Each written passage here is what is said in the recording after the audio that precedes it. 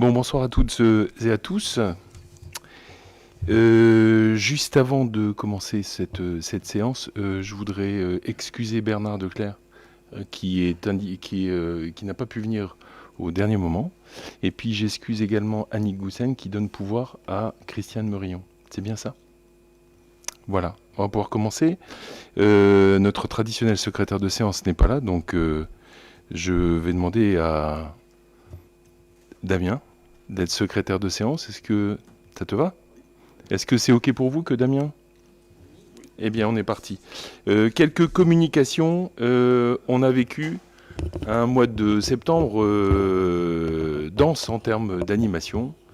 On a eu le voyage des aînés, on a eu le forum des associations, on a eu la balade en vélo, on a eu le cinéma de plein air, on a eu, je les ai notés tellement il y en a, on a eu le loto des aînés hier qui s'est très bien passé, c'est un succès, les participants augmentent au niveau du loto des aînés, et aussi les journées du patrimoine. Donc on a eu la chance d'aller à la ferme des Templiers. Donc ça a été un mois extrêmement dense. Alors on a eu du pot, il faisait tout le temps beau. Et un cinéma de plein air à l'extérieur, c'est quand même bien plus sympa que l'année dernière, où on avait été contraint d'aller à la salle de sport. Mais il y a eu aussi pas mal de choses qui ont été faites. Alors je pense à la garden party des entreprises qui a eu lieu et qui est aussi un succès. Tu peux nous en dire quelques mots, Elsa? Bonsoir. Donc en effet, la deuxième garden party des entreprises a eu lieu à Euro-Information le jeudi 21 septembre. Pour rappel, donc la garden party, l'objectif c'est de présenter les nouvelles entreprises qui se sont créées cette année.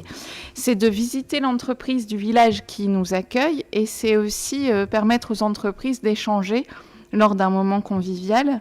Cette année, 32 entreprises étaient présentes et 59 collaborateurs d'entreprise. C'était un moment important pour les entreprises car elles peuvent échanger, partager des informations à ce moment-là. Et les 4 nouvelles entreprises, donc c'est RH et Valeurs, Domo Homeside, Baron Décoration et le Jardin d'Apolline. Et l'objectif, c'est qu'elles intègrent le livret des entreprises, le nouveau livret des entreprises qui paraîtra en fin d'année ou début d'année prochaine. Voilà, avec une mise à jour. Bon, c'est bien, on est passé je pense que c'était 16 entreprises l'année dernière à 31 entreprises. Bon, c'est un moment de convivialité. On était quand même chez le premier employeur de la commune, chez Euro Information. Donc, ils étaient aussi très demandeurs. Et puis, je pense que ça a été un grand plaisir de nous accueillir. Et donc, je voudrais remercier parce qu'il y avait beaucoup d'élus. Je pense qu'il y avait une grande partie du conseil municipal qui était là. Puis, il y avait beaucoup de représentants du CCAS qui étaient là. Voilà, donc ça prouve aussi l'intérêt que portent ce conseil et le CCAS à l'activité économique. Et puis on a eu des moments avec nos habitants. Alors on a commencé par une rencontre avec les habitants du quartier des Fleurs qui va être rénové. Benoît. Effectivement, donc ça c'était le 23 septembre matin, samedi matin, donc sur place, sur la place du quartier des rues Lilas, Bleuet et Rosier. Alors, c'est un moment fort de participation citoyenne, puisque cette rencontre en présence de la MEL faisait suite à un atelier qui avait eu lieu le 13 avril dernier avec les habitants du quartier, de manière à leur présenter à l'époque le projet d'aménagement, qui en gros est un projet d'aménagement du cadre de vie, d'amélioration du cadre de vie de ce quartier qu'on appelle le quartier des Fleurs. Autrement dit, l'objectif était de davantage végétaliser. Végétaliser, c'est aussi infiltrer l'eau. On est tous de plus en plus conscients des sujets liés à l'eau et des enjeux liés à l'eau et au cycle de l'eau, d'un cycle qui se passe bien. Donc pour infiltrer l'eau, de l'eau qui peut s'évaporer, qui peut rafraîchir en période de canicule l'endroit où ça se trouve, avec de la végétalisation. Et puis en plus l'enfouissement des réseaux, voilà, on profite aussi pour enfouir les réseaux. Donc le schéma d'aménagement a été présenté le 23 septembre. C'est un moment qui a été très très apprécié, qui a permis aux habitants de découvrir finalement ce projet, de poser toutes les questions techniques aux élus présents et puis aux techniciens de la MEL. Et donc on s'oriente vers des travaux qui débuteront courant 2024 dans le but d'améliorer le cadre de vie du quartier. Bon, et ça faisait... Alors, je sais pas si tu l'as dit, mais ça faisait... c'était la deuxième étape suite, en fait, à une réunion qui avait eu lieu en mairie voilà, avec les habitants du quartier des Fleurs. Donc déjà pour faire verbaliser leur envie, leurs inquiétudes et leurs enthousiasmes. Et c'était le fait d'aller directement dans le quartier. Moi, je trouve que c'était un moment. Alors, je vous avais dit qu'il faisait beau. Il faisait beau également lors de cette réunion. Et on voyait les habitants en fait sortir au fur et à mesure des maisons. Donc, c'était vraiment quelque chose qui va dans le sens en fait d'une meilleure qualité de vie dans ce quartier. Et puis, il y a eu la présentation des aménagements du bois sous forme d'exposition. Oui, alors ça, c'était un autre beau moment avec les habitants. C'était le 28 septembre. Là aussi, on s'inscrit dans la démarche que la commune a souhaité mettre en place avec la MEL. Mais on a été très très moteur sur cette démarche de participation qui a démarré, vous vous en souvenez pour certains, par les visites du bois, les ateliers qui ont eu lieu en 2021.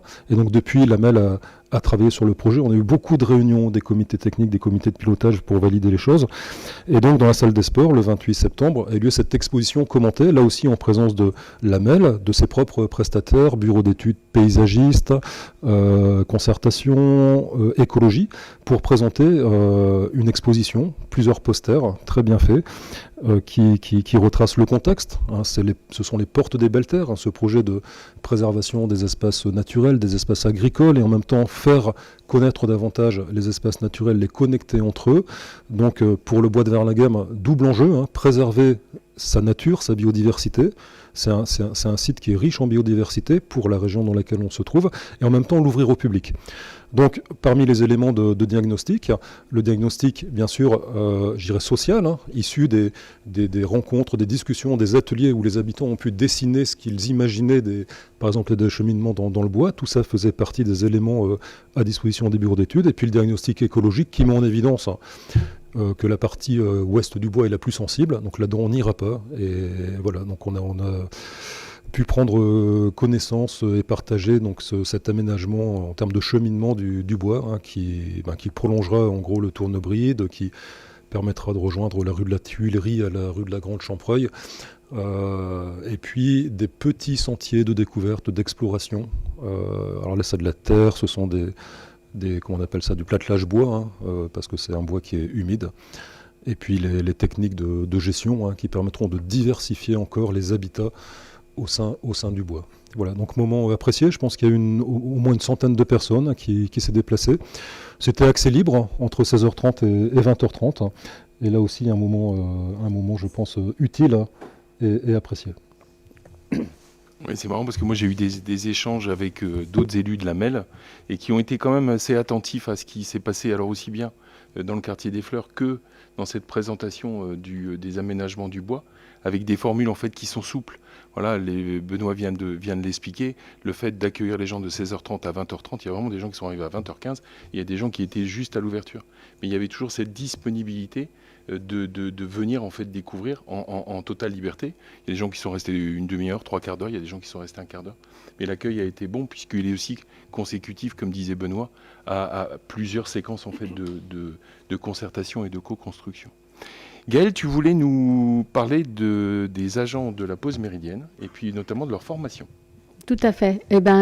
Pour information, en fait, les agents de la pause méridienne représentent une équipe de 14 personnes maintenant, parce que les enfants sont nombreux à la cantine.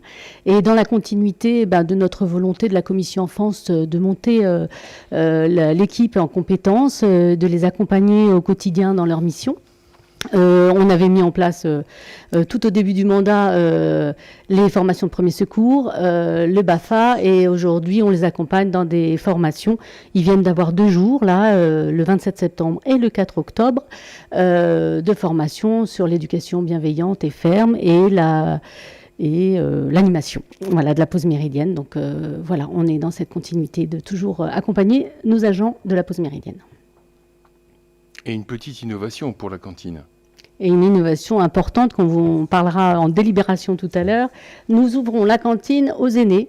Cette année, on fait un test à partir de la Toussaint jusqu'en décembre. L'idée, évidemment, c'est le lien intergénérationnel, c'est de contribuer à améliorer le vivre ensemble, à la transmission, à partager des moments joyeux entre les aînés et les enfants. Voilà, on est très contents. C'était quelque chose qui tenait à cœur aussi depuis le début de mandat. Puis les choses ont fait qu'on n'a pas pu mettre ça en place tout de suite. Mais ça y est, on fait le test et puis on fera ça sur un vendredi par mois. Évidemment, les seniors devront s'inscrire auparavant et puis on fera un petit bilan à Noël pour voir les points positifs et les négatifs et voir si on pérennise l'action. Oui, c'est une belle idée, hein, ça. Vous savez que le lien intergénérationnel fait partie de ce que pilote Gaël. Et voilà, ça marche bien dans d'autres communes. Je me suis un peu renseigné, donc ça marche bien. Voilà, donc il faut aussi que les aînés se l'approprient. Ça a été présenté, je pense d'ailleurs, hier. Non, c'était pas hier. Si, c'était hier au niveau du loto des aînés. Bon, sachez, juste pour terminer sur la cantine, qu'il y a beaucoup de monde à la cantine. Il y a beaucoup de monde. Donc moi, je me suis un peu renseigné. Est-ce que c'est un phénomène verlinguémois ou pas? Donc j'ai échangé notamment avec les élus et les maires du CIVOM. C'est un phénomène qui est plus large. Voilà. Il y a plus d'enfants dans toutes les cantines depuis globalement depuis la rentrée 2021. Voilà, avec une fréquentation qui est plus importante. Alors on n'a pas fait d'études sociologiques pour savoir pourquoi, mais c'est un fait. Voilà. Il y a des pics à 320, 330 enfants à Verlinghem pour, je vous rappelle, 400 enfants scolarisés. Voilà, donc on fait face. C'est quelquefois pas facile, parce que 320, 330 enfants, c'est difficile à organiser, mais on y arrive. Et je réinsiste sur le fait que accueillir 320 enfants, s'il n'y avait pas eu de service, c'était totalement impossible. Donc c'est quelque chose sur lequel on continue à être attentif sur la formation, comme tu viens de le préciser, Gaël. Une dernière petite information, vous avez peut-être vu, il y a le revêtement en fait du Citystade qui a été changé aujourd'hui.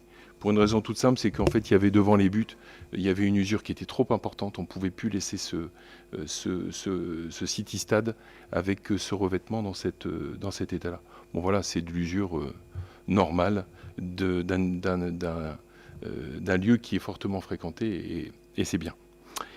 Voilà pour les communications. J'ai oublié personne. Non, j'ai oublié personne. Je pense que Damien, tu nous donneras des perspectives des animations futures. Vous avez été destinataire des procès-verbaux des séances du 6 avril, 9 juin et 6 juillet 2023. Je voulais vous demander s'il y avait des remarques par rapport à ces procès-verbaux. Je peux les considérer comme adoptés? Merci beaucoup. Alors, je vous fais un compte-rendu des décisions dans le cadre de mes délégations. Une décision numéro 2023-07 du 10 juillet 2023 portant conclusion d'un contrat de location d'un terminal de paiement électronique avec la société Préfiloc Capital, loueur, qui est 9 rue Pierre et Marie Curie à Bruges, en France. Parce que on pourrait y avoir confusion dans Gironde. Le contrat est conclu pour une durée de 48 mois, soit jusqu'au 29 août 2027, renouvelable par tacite reconduction pour des périodes d'1 an successives, et pour un montant de 28,90 € hors taxe par mois. Une décision du 21 août 2023 portant conclusion avec la Ville de l'Homme d'une convention ayant pour objet la mise à disposition de la piscine municipale 6 à 433 bis avenue Dunkerque à l'Homme pour les élèves de l'école Gutenberg, avec les conditions que vous avez là. Donc chaque jeudi de 13h50 à 14h30 du 4 septembre au 20 octobre et toujours le jeudi de 13h50 à 14h30 du 6 novembre au 22 décembre. Et la tarification qui sera appliquée s'élèvera à 95 € par créneau et sera susceptible de modification conformément à l'article 4 de la Convention. Donc ça, je vous rappelle, c'est suite à la fermeture de la piscine de Saint-André. Vous avez lu, elle ne rouvrira pas, ou il y aura peut-être une autre piscine dans dans une configuration différente, avec des frais qui sont importants. Donc c'était important, donc je remercie la Ville de l'Homme d'accueillir les enfants de l'école Gutenberg. Une autre décision du 23 août 2023 portant attribution d'un marché public pour une mission de coordination en matière de sécurité et de protection pour la santé dans le cadre du projet de travaux de rénovation de la salle de sport du complexe sportif René Verquin et des vestiaires du CCH à Coussins à la société Bureau Alpes Contrôle, 289 rue des Faubourgs-des-Postes à Lille, et le marché est conclu dans les conditions suivantes. Une phase de conception pour 576 €, phase de réalisation 2640 €, pour un total hors taxe, tous les chiffres que je viens de vous donner sont hors taxe, de 3216 € et un total TTC de 3859,20 €. Et une décision du 11 septembre 2023 portant conclusion avec l'UGAP Champs-sur-Marne, donc Archimède, Marne-la-Vallée, d'une convention relative à la mise à disposition d'un ou plusieurs marchés publics ayant pour objet la fourniture, l'acheminement de gaz naturel et services associés. Voilà pour les décisions prises depuis le dernier conseil municipal. Ce que je vous propose, c'est de passer tout de suite aux délibérations. Et je vais laisser la parole plusieurs fois ce soir à Anne, qui va commencer avec une décision modificative qui est la question numéro 1. Bonsoir. Et il s'agit de la deuxième décision modificative sur notre budget 2023. Donc, il apparaît nécessaire de réaliser des modifications, d'effectuer des transferts de crédit à l'intérieur de la section de fonctionnement et des transferts de crédit à l'intérieur de la section d'investissement. Donc, pour la section de fonctionnement, en fait, nous avons reçu le montant définitif de la FCTVA. Donc, il y a un montant de 8 255 € en plus et une subvention de la MEL dont on reparlera tout à l'heure pour 2025 €. Et on a un montant de 225 € en plus de mandats annulés. Donc, ça nous fait 10 505 € que l'on a affecté en autres biens immobiliers pour 600 €. 5 505 € pour l'AMO du futur marché du chauffage et 2200 € sont les frais de commission du futur emprunt. On a aussi 600 € dans les autres redevances qui correspondent aux signatures électroniques et 700 € de créances éteintes dont on reparlera aussi tout à l'heure. Et enfin 900 € de dotation aux provisions pour dépréciation. Vous voyez les 18 060 € à la fois en augmentation de crédit et en diminution de crédit. Sont les frais payés à d'autres communes de la MEL qui doivent être imputés à un nouveau compte dorénavant. Donc voilà, c'est une imputation purement comptable. Ça, c'était pour la partie fonctionnement. En partie investissement, on va, parmi les délibérations de ce soir, il y a un emprunt pour 2 200 000 € que l'on affectera en partie à des frais études. Donc pour 280 €, un reliquat de frais études sur l'église, 48 200 € des frais d'études sur l'accessibilité de la salle de sport, l'isolation, l'assainissement. 20 000 € des frais d'études pour l'aménagement d'un dojo et 1 220 € des frais d'insertion pour les travaux d'accessibilité, isolation, assainissement de la salle de sport. Il y aura 1 453 000 pour les frais de construction, travaux pour la salle de sport, 572 300 pour l'aménagement du dojo et 105 000 € d'avance versée sur les commandes pour les travaux de la salle de sport. Passer un certain montant de marché, il nous faut verser directement avant le début des travaux, verser une somme au constructeur. Donc le tout pour un total de 2 200 000 € pour la partie investissement, ce qui fait un total de 2 210 505 € pour la partie investissement et fonctionnement. Donc on vous demande de voter pour cette décision modificative qui est la numéro 2.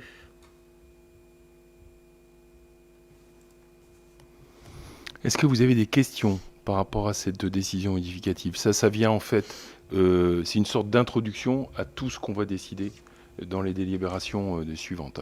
Anne vous l'a expliqué, il y a différentes choses en fait qui vont faire l'objet d'une délibération. Mais voilà, ça c'est un peu la synthèse. Donc par rapport à cette synthèse, est-ce que vous avez des questions? On peut passer au vote? Y a-t-il des votes contre? Des abstentions? À l'unanimité, merci beaucoup. On peut passer à la question numéro 2, qui est une question importante.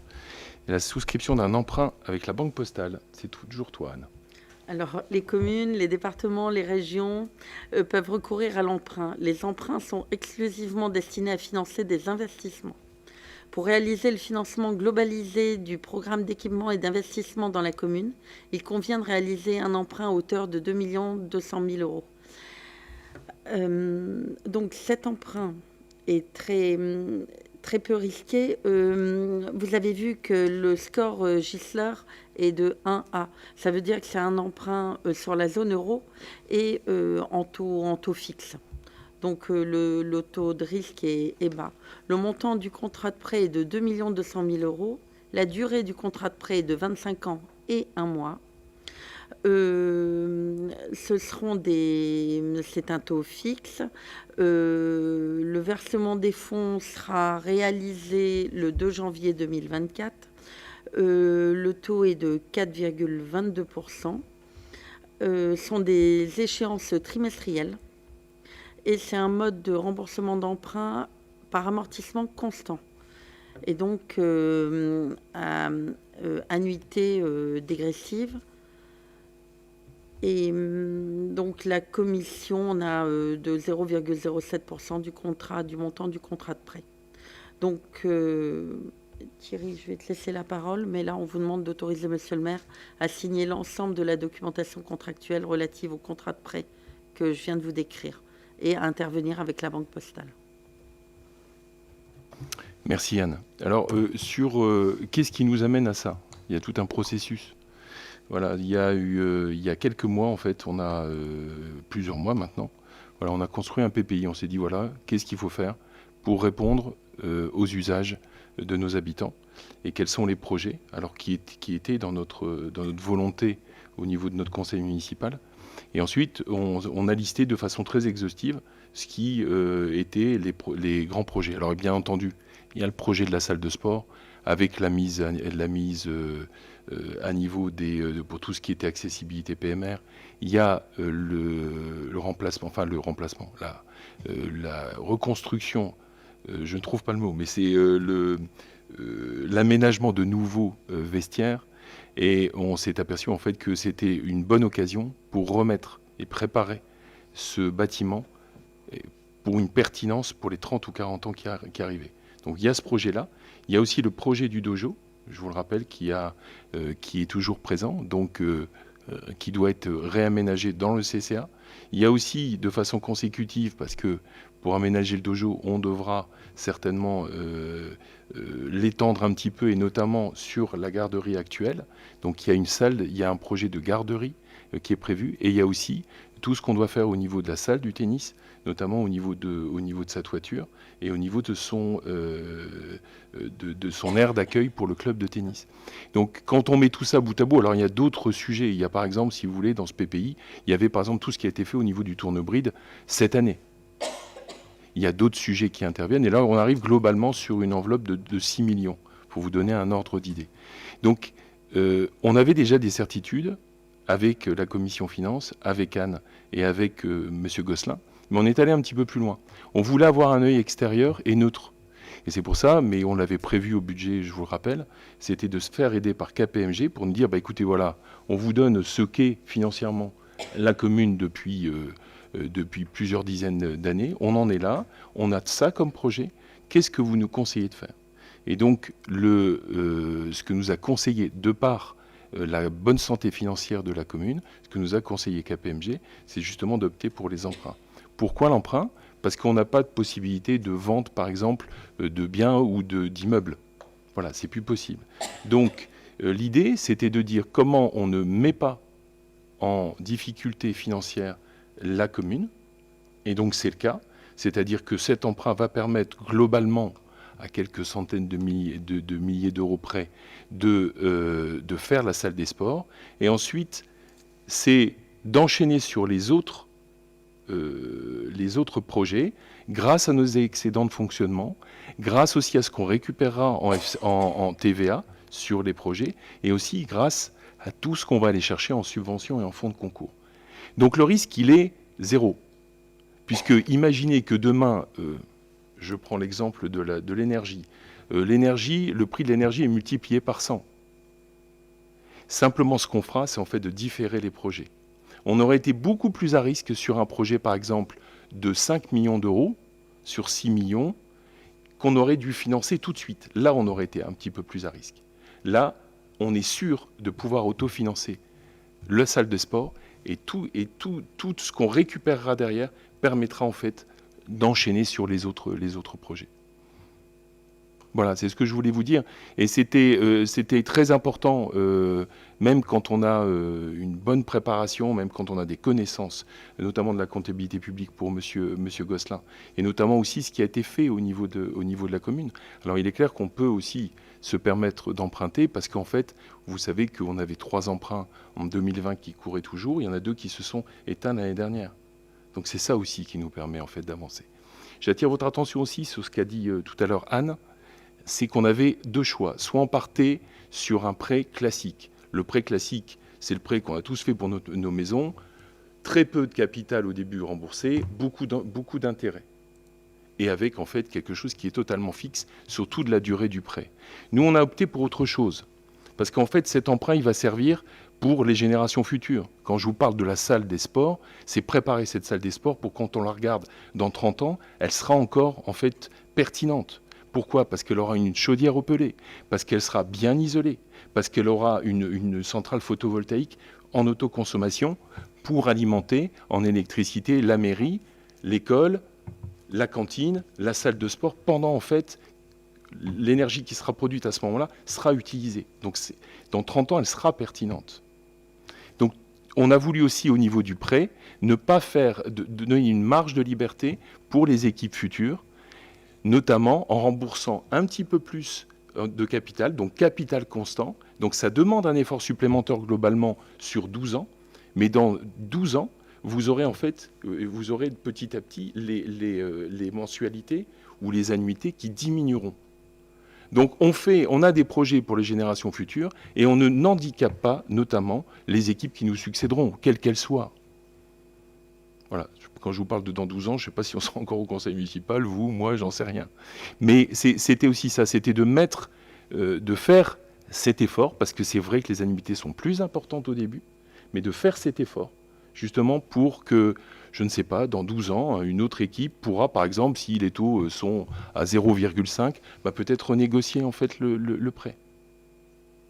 Donc, ce qu'il faut retenir, c'est réalisation de projets pour les usages de nos habitants, pas de risque financier pour la commune, et quelque chose qui est vertueux sur le long terme.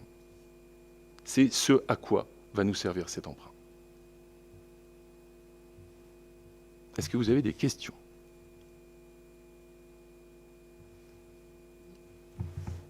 Je t'en prie.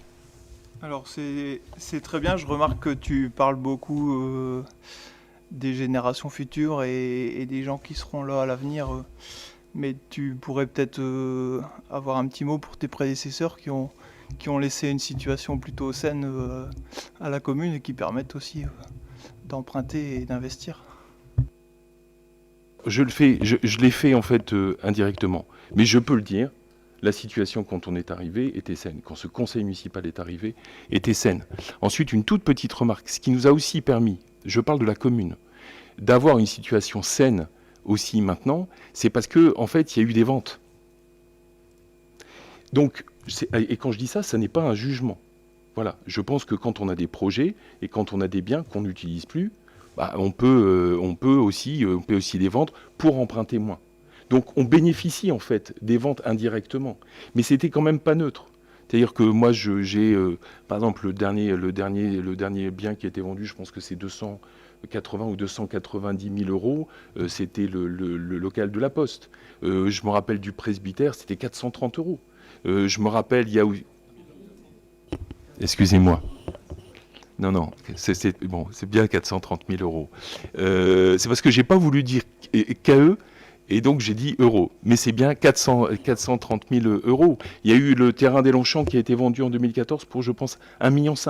Donc c'est globalement, je reconnais la bonne santé financière. Notre défi maintenant, c'est de continuer en fait à avoir cette santé financière. Voilà. Mais c'est vrai que là, la commune n'a plus rien à vendre. Alors, on va pas vendre la mairie. Donc voilà, donc on est là véritablement, comme on n'a plus de biens à réaliser ou de terrain à réaliser, voilà, on doit partir sur l'emprunt. Et puis il y a eu d'autres emprunts. Non, mais je suis toujours le premier à reconnaître la bonne tenue des comptes depuis de nombreuses années, et cette bonne tenue des comptes continue.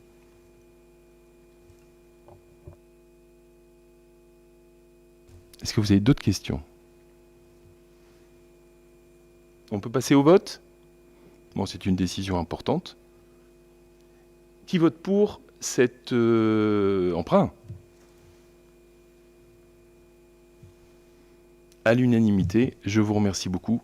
On va pouvoir réaliser des choses bénéfiques et immédiatement. C'est pas que pour les générations futures, hein. C'est pour un usage immédiat. Merci beaucoup. Délibération suivante. Alors, ça n'est pas un budget, mais c'est quand même le jour de Anne. Je t'en prie. Alors, on va vous parler de la subvention au titre du programme national ACT dans le cadre de l'audit énergétique portant sur la salle de sport en 2021.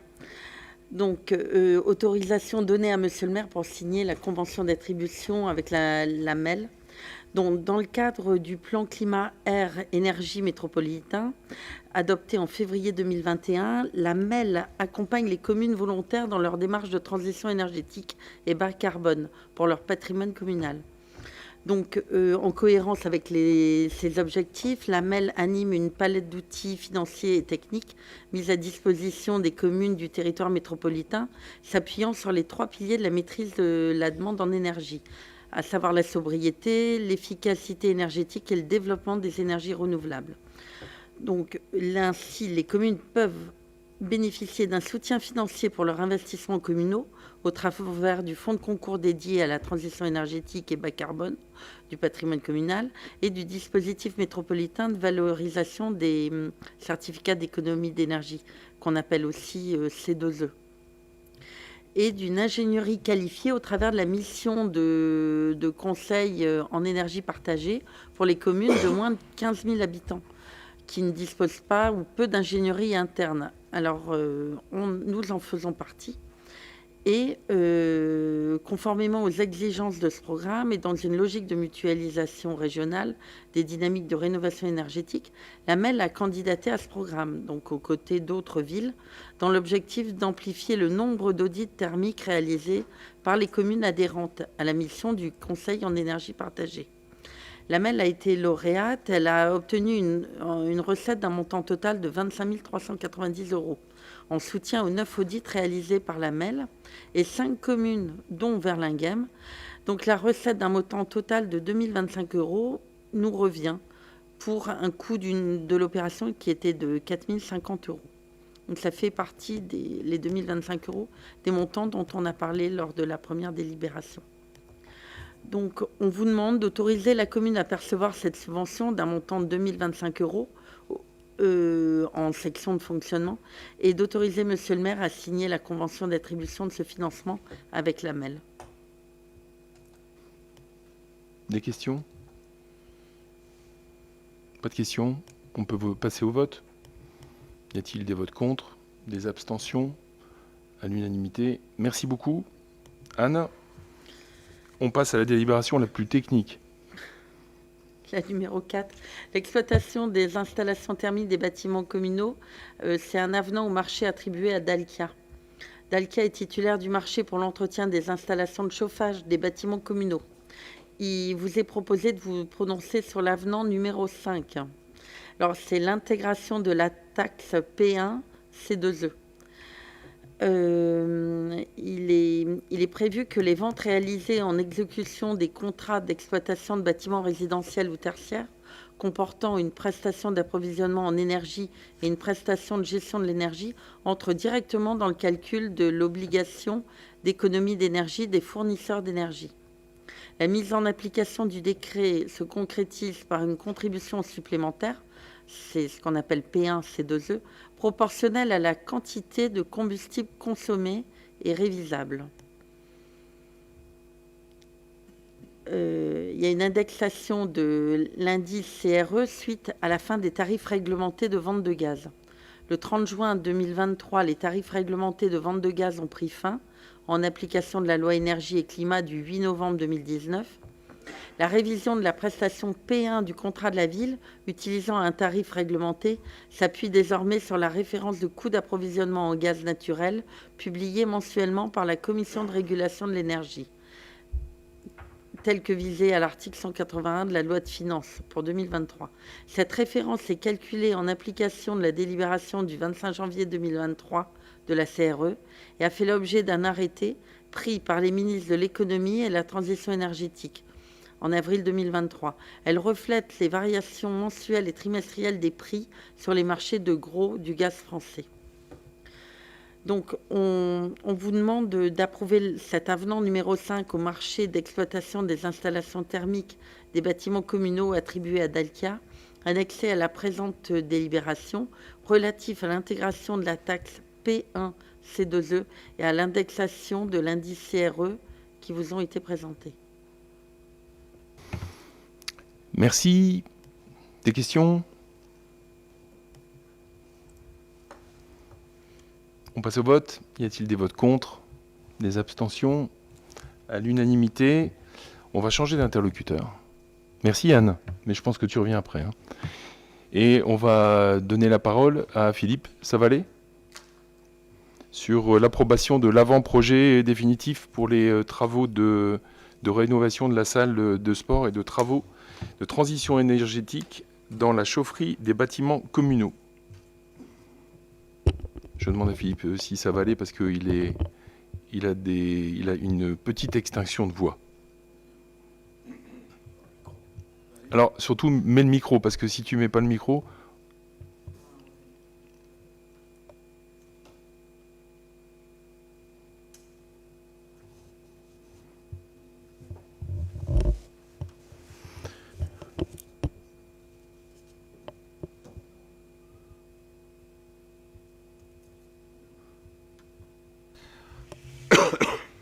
Je vais essayer.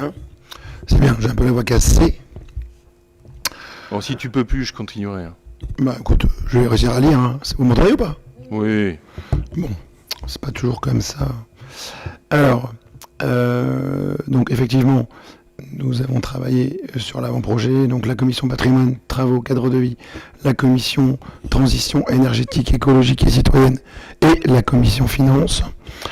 En lien avec les besoins identifiés sur le territoire de la commune en matière d'équipements sportifs et poursuivant son engagement dans la transition énergétique, la commune de Valangane va procéder à des travaux de rénovation de la salle de sport située place Jacques Chirac et revoir le mode de chauffage des bâtiments communaux. Les travaux dans la salle de sport viseront notamment à améliorer les performances énergétiques de la salle, installer des panneaux photovoltaïques, mettre aux normes l'accessibilité PMR des vestiaires de la salle de sport, les cheminements intérieurs et extérieurs et rendre le réseau d'assainissement correct et neuf. Ces travaux viseront également à poursuivre l'engagement de la commune vers la transition énergétique et la réduction des émissions de gaz à effet de serre. La chaufferie des bâtiments communaux annexée à la salle de sport dessert un réseau de chauffage urbain alimentant la mairie, l'école publique Gutenberg, la salle de sport, le CCA Jacques-Aussin comprenant le restaurant municipal, la garderie périscolaire, la salle de judo et plusieurs salles municipales, et enfin l'église Saint-Chrysole. La chaufferie alimentant ces bâtiments fonctionne actuellement au gaz.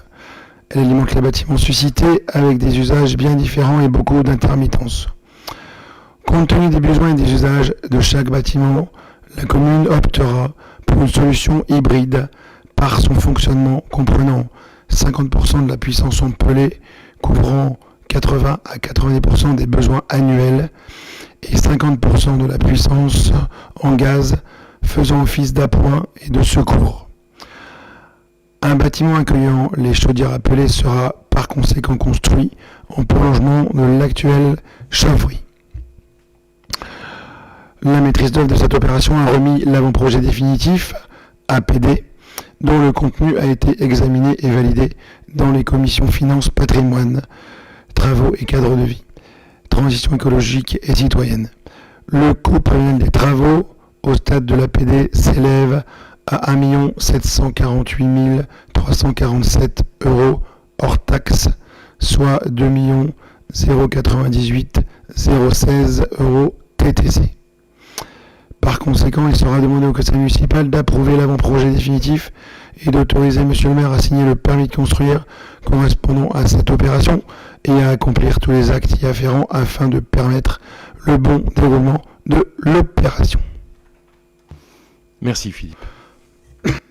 Est-ce que vous avez des questions? Alors vous en avez peut-être, alors ça a été débattu, échangé lors dans de nombreuses commissions, et puis de façon assez répétitive, hein. C'est pas un projet qui arrive là juste à l'instant. Juste que vous ayez quand même, parce qu'on a parlé quand même beaucoup d'énergie, changer par exemple le couple, alors changer la chaudière par 2 chaudières, dont la principale au pellet, ça fait globalement réduire 70-75% du poste qui émet 70% des gaz à effet de serre de la commune, de ce qui dépend de la commune. Voilà. Actuellement, sur les 70% de tous nos gaz à effet de serre, avec ce projet-là, on réduit cette part de 70%. Donc c'est notre contribution, notamment, à la réduction en fait, de nos émissions de carbone. C'est le plus gros levier, et c'est un levier qu'on active avec ce projet-là. Entre autres, bien entendu, hein, avec tout ce qui a été cité, on a parlé de l'accessibilité PMR et la rénovation en fait, des vestiaires. Voilà. Mais dans le projet, il y a aussi, parce que c'est une salle qui est utilisée pour les grands événements de la commune, il y aura une entrée qui sera ajoutée. Voilà. Il y a véritablement une remise à neuf et la capitalisation, parce que cette salle, elle est loin d'être complètement foutue, hein. Elle a plein d'avantages. Vas-y, Philippe. Après, on n'en parle pas des masses, mais c'est parce que c'est naturel, mais toute l'électricité est refaite, et implicitement, on passe un LED partout aussi. Donc là aussi, on va baisser en consommation. Donc ça, c'est plutôt bénéfique. Est-ce que vous avez des questions par rapport à cette délibération? Vas-y, Antoine. Est-ce qu'on a une idée de la consommation en tonnage ou en volume de pellet par an qui sera induite? Je me retourne vers mon adjoint à la transition énergétique. Oui, c'est un peu technique. Alors, ouais. Alors, ce qui est important, et il y aura des aménagements par rapport à ça, c'est de voir s'il ne faut pas livrer tous les 2 jours. J'exagère. Voilà. Donc, globalement, je pense qu'on était parti. Il y a notamment la réserve de pellet qui reste à dimensionner et qui reste à préciser. Le but, c'est aussi d'avoir des livraisons qui tournerait autour d'une fois tous les 3 semaines, 1 mois. Voilà. C'est surtout ça qui est important. Et bien entendu, on dimensionnera la réserve de pellet par rapport à ça. Donc ça, on se fera aider. Mais alors le tonnage, précisément, c'est une question qu'on peut garder et dont la réponse peut être apportée en commission. Est-ce qu'il y a d'autres questions? C'est un beau projet, hein. C'est un projet qui a commencé par les vestiaires et tout ce qui est évacuation des eaux et l'accessibilité PMR. Et à partir du moment où vous touchez au bâtiment, À partir du moment où on touche au bâtiment, c'est vraiment dommage de ne pas en profiter. Notamment, par exemple, la chaudière, il y avait eu une alerte qui a été faite par rapport à la chaudière existante il y a 2 ans par Dalkia en disant qu'il fallait la changer. Bon, bien entendu, il est hors de question de repartir sur le gaz. Mais depuis, il y a quand même eu quelques petits événements qui nous ont fait réfléchir sur l'énergie.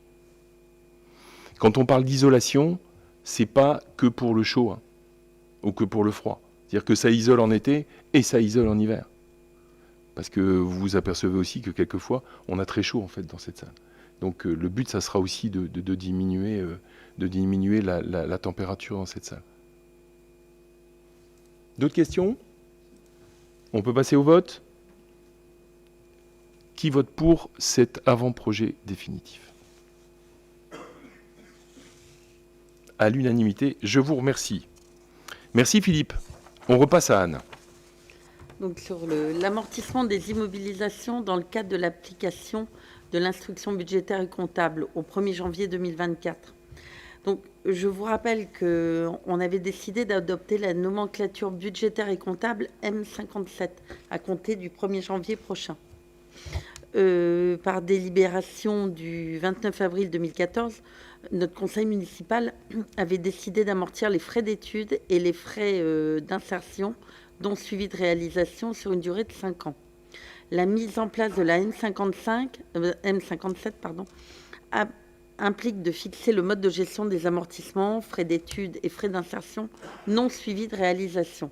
Par ailleurs, l'instruction M57 prévoit un amortissement calculé pour chaque catégorie d'immobilisation au prorata du temps prévisible d'utilisation. C'est ce qu'on appelle la règle du prorata temporis. On partira de la date à laquelle c'est mis en place pour calculer jusqu'au 31 décembre. Cette nomenclature M57 a posé le principe de l'amortissement d'une immobilisation au prorata temporis, faisant ainsi commencer l'amortissement à la date effective d'entrée du bien dans le patrimoine de la ville. Donc, on vous demande de bien vouloir approuver la reprise des durées d'amortissement des frais d'études et des frais d'insertion non suivis de réalisation, d'approuver la règle du prorata temporis imposée aux collectivités dans le cadre du passage à la M57, de bien vouloir adopter la dérogation relative à la règle du prorata temporis pour les frais d'études non suivis de réalisation et inférieurs à 1 000 €, et pour les frais d'insertion non suivis de réalisation aussi inférieurs à 1 000 €, et de déroger également à la règle du prorata temporis dans le cadre de l'amortissement des subventions d'équipement, comme les fonds de concours versés par la commune pour les subventions inférieures à 1 000 €.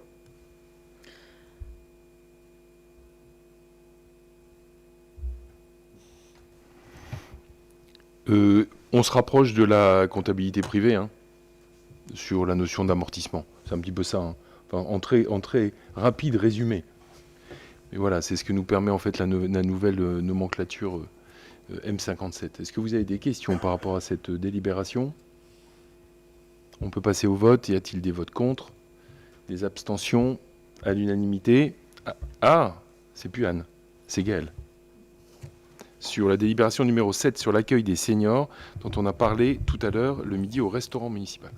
Oui, alors donc comme je vous ai dit, le but c'est donc de favoriser le lien intergénérationnel et d'ouvrir la cantine aux aînés pour favoriser donc des moments conviviaux et de transmission.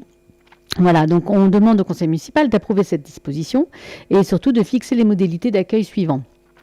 Donc ce sera ouvert pour les personnes âgées de 66 ans et plus, habitant la commune de Verlinghem. On vous propose que le jour d'ouverture aux seniors, ce soit chaque vendredi en période scolaire et que la tarification sera de 8 € le repas. Les inscriptions seront soumises à des conditions qui sont les suivantes. Les repas devront être réservés une semaine à l'avance. Les inscriptions et les règlements se feront en mairie auprès du régisseur des recettes des services périscolaires en numéraire, par chèque ou par carte bancaire. Merci Gaëlle. Donc c'est une fois par semaine? Une fois par semaine, le vendredi, sur le service de Gutenberg de la Toussaint à Noël, de 11h30 à 12h30. Alors, une raison toute simple sur le service de Gutenberg, c'est parce qu'en fait, c'est le service qui le permet en termes de fréquentation. Voilà, il n'y a pas de choix entre une des deux écoles, mais c'est vrai que c'est plus difficile. Et actuellement, je pense que c'est même impossible d'accueillir en fait sur le service de Sainte-Marie du fait du nombre d'enfants. Je ne sais pas si vous avez capté, c'est important. C'est pas les aînés seront à des tables d'enfants. Voilà, le but c'est vraiment en fait de faire cohabiter. Et donc c'est vraiment quelque chose qui, alors c'est un test. L'accueil a plutôt été bon au niveau des aînés. Voilà. Et puis ça sera bien entendu limité du fait du restaurant scolaire, puisqu'on ne pourra pas accueillir 150 aînés. Enfin, j'exagère. Il y aura... C'était à 15 places, effectivement. Voilà. C'est limité à 15 places. Est-ce que vous avez des questions? On peut passer au vote. Y a-t-il des votes contre? Des abstentions? À l'unanimité? Eh bien, on roule comme ça, Gaël. On va lancer ça. Donc, ça commence quand? 6 novembre, attends, je ne me trompe pas, je ne sais plus, c'est le vendredi, juste après les vacances de la Toussaint, peut-être je me trompe de date. Ouais, 6 novembre, je pense les enfants sont encore en vacances. C'est le lundi, donc ça doit être le 10 novembre, vendredi. D'accord. 10 novembre. Okay. Donc début novembre. Oui. Ça marche. On repasse à Anne pour admission en créance éteinte et admission en non-valeur de créance irrécouvrable. C'est irrécouvrable. Alors, il y a les admissions effectivement en non-valeur de créances, sont les créances pour lesquelles, malgré les diligences effectuées, aucun recouvrement n'a pu être obtenu. Soit le montant était inférieur à un seuil de poursuite, soit il y a eu plusieurs tentatives infructueuses. Donc, il faut préciser que l'admission en non-valeur n'exclut nullement un recouvrement ultérieur si la personne qui nous doit l'argent revenait à une situation permettant le recouvrement. Les créances éteintes, c'est autre chose. On constate l'extinction de ces créances définitivement effacées consécutivement à la liquidation judiciaire de fournisseurs ou de sociétés titulaires de marchés publics. Ces créances sont annulées par décision judiciaire, clôture insuffisante d'actifs, règlement judiciaire, surendettement, décision d'effacement de dette. Pour ces créances éteintes, la ville et la trésorerie ne pourront plus intenter d'action de recouvrement. Donc tout à l'heure, on avait un montant de 700 €. Et en fait, dans ce montant, il y a des admissions en non-valeur pour 179,44 € et des admissions aux créances éteintes pour 621,70 €. Ces 621 € correspondent à quelqu'un qui est en surendettement, donc cette somme ne sera jamais recouvrée. Donc, il vous est proposé d'admettre en créance admise en non-valeur le paiement de 179,44 € figurant sur l'état du comptable public susvisé et d'autoriser l'inscription des crédits nécessaires au budget 2023 au compte 6541 et d'admettre en créance éteinte le montant de 621,70 € figurant sur l'état du comptable public et d'autoriser l'inscription des crédits nécessaires au budget 2023 au compte 6542. Donc, je vous rappelle, les 179,44, on pourra peut-être les recouvrer. Par contre, les 621,70 seront définitivement perdus. Des questions sur cette délibération? On peut passer au vote. Y a-t-il des votes contre? Des abstentions? À l'unanimité, merci beaucoup. Anne, c'est toujours toi sur l'adhésion au groupement de commande. Alors, je pense que ça sera pour certains, c'est pour l'achat de produits et matériel d'entretien. Et nous en aurons une autre par la suite pour l'achat de papier. Mais on commence par les produits d'entretien. Les produits d'entretien, le groupement est constitué des communes de Delémont, Marquette-les-Lilles, Péranchy, Saint-André, Verlinghem et le Civum à Hainaut. Alors, ce marché du précédent groupement de commandes arrive à son terme en janvier 2024. Dans la perspective de son renouvellement et conformément aux dispositions et suivant le code de la commande publique, il est proposé de constituer un nouveau groupement de commandes.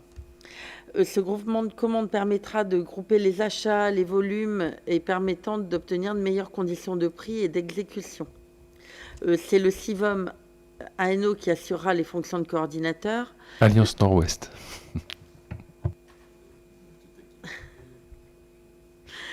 l'organisation des opérations de sélection du contractant, ainsi que la signature et la notification du marché. Nous, commune de Verlinghem, nous nous engageons sur des montants annuels de commandes. Alors, pour le lot 1, qui concerne le nettoyage, l'essuyage des mains, le papier hygiénique, de 50 € hors taxe minimum à 2100 € hors taxe maximum. Le lot 2, les produits pour la collecte des déchets, de 100 € hors taxe minimum à 650 € hors taxe maximum. Le lot 3, pour les produits d'entretien généraux, 50 € hors taxe minimum à 2100 € hors taxe maximum. Et le lot 4, pour le matériel d'entretien et les produits divers, 50 € hors taxe minimum et 2100 € hors taxe maximum. Donc, on vous demande d'autoriser l'adhésion de la commune au groupement de commandes pour l'achat de produits et matériel d'entretien dans les conditions que nous avons définies auparavant, d'accepter les termes de la convention constitutive du groupement de commandes, d'autoriser monsieur le maire à signer la convention, de décider d'imputer les dépenses correspondantes sur les crédits ouverts au budget. Merci Anne. On était déjà adhérents, hein, c'est une sorte de renouvellement, hein, donc il n'y a rien de particulier. Avez-vous des questions sur cette délibération? On peut passer au vote. Y a-t-il des votes contre, des abstentions? À l'unanimité, on peut parler du papier maintenant. Alors, c'est toujours une adhésion au groupement de commandes, mais constituée entre les communes de Delémont, Marquette-les-Lilles, Péranchy, Quesnoy-sur-Deûle, Saint-André, Verlinghem, le CCAS de Saint-André et le CIOVOM Alliance Nord-Ouest, pour l'achat de papier. Alors, comme le précédent groupement, ce marché arrive à son terme en janvier 2024. Donc, nous vous proposons de le renouveler. Donc, dans les mêmes conditions, il permettra de grouper les achats, les volumes et d'obtenir de meilleures conditions de prix. C'est le CIVOM ANO qui s'occupera d'organiser le tout. Et nous, commune de Verlinghem, nous engageons sur des montants annuels de commandes de 300 € hors taxe minimum à 2500 € hors taxe maximum, donc pour le papier. Donc, on vous demande d'autoriser l'adhésion de la commune au groupement de commandes pour l'achat de papier dans les conditions que nous avons définies, d'accepter les termes de la convention constitutive du groupement de commandes, d'autoriser monsieur le maire à signer la convention et de décider d'imputer les dépenses correspondantes sur les crédits ouverts au budget. Merci Anne. Avez-vous des questions? On peut passer au vote. Y a-t-il des votes contre? Des abstentions? À l'unanimité, merci beaucoup. Donc la dernière délibération est pour moi. Vous avez été destinataire du rapport annuel d'activité du CIVOM Lompré Péranchy Verlinghem pour l'exercice 2022. Est-ce que vous avez des questions par rapport à ce rapport ou par rapport à par rapport au fonctionnement de la base? Enfin, je suis ouvert à toute question si vous le souhaitez. Aucune question? Bon, la base, vous savez, est co-gérée par Péranchy, Verlinghem et Lompré, mais est entièrement sur le territoire de Verlinghem. Alors, je vous dis ça, c'est pas pour me positionner par rapport à nos deux communes amies, mais c'est simplement que, étant responsable de la sécurité sur toute la totalité de la commune, c'est vrai que quand il y a des sujets de sécurité là-bas, c'est pour Verlinghem. Donc voilà. Je voulais vous préciser ça. C'est un espace qui est très utile, notamment quand il y a des manifestations d'envergure. Voilà, moi, les dernières, notamment le 14 juillet, il y avait 5000 personnes.